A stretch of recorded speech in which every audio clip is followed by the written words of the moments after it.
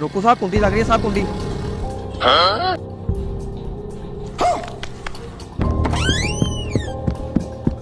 ਓ ਬਾਪੂ, ਓ ਬਾਪੂ, ਓ ਛੇਤੀ ਚੱਲ, ਬਿਜਲੀ ਵਾਲੇ ਆ ਗਏ।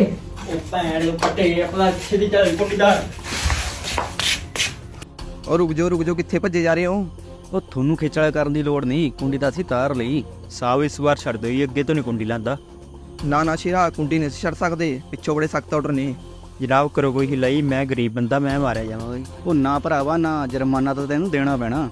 ਕੁੰਡੀ ਤਾਂ ਤੇਰੀ ਛੱਡ ਦਾਂਗੇ, ਪਰ ਤੈਨੂੰ ਚਾਹ ਪਾਣੀ ਕਰਨਾ ਪੈਣਾ। ਇਹ ਕਿੱਡੀ ਗੱਲ ਆ ਜੀ, ਕਰ ਦਿੰਦੇ ਆ ਚਾਹ ਪਾਣੀ, ਹੁਣੇ ਆਇਆ ਵਾ 1 ਮਿੰਟ। ਸਾਲਿਆ ਤੂੰ ਮਰਵਾਏਗਾ ਮੈਨੂੰ, ਨੌਕਰੀ ਤੋਂ ਕੱਢ ਦੇਣਗੇ। ਮੈਂ ਚੱਲਿਆ, ਤੂੰ ਆਪੇ ਆ ਜੀ। ਚੱਲ ਤੂੰ ਜਾ, ਮੈਂ ਸ਼ਾਮ ਦਾ ਇੰਤਜ਼ਾਮ ਕਰਕੇ ਆਇਆ। ਜਨਾਬ ਚਾਹ ਪਾਣੀ। ਉਹ ਸਾਲੇ ਚੁੱਪ ਕਰਕੇ ਪਿਛਲੀ ਗੇਟ 'ਚ ਪਾ ਦੋ, ਅੱਜ ਕੱਲ੍ਹ ਲੋਕ ਫੋਟੋ ਖਿੱਚ ਲੈਂਦੇ ਨੇ। ਹਾਏ ਫੁੱਕਦਾ ਓਏ। ਲੱਗਦਾ ਸਾਲੇ ਨੇ ਕਰਾ ਲਿਆ ਚਾਹ ਪਾਣੀ।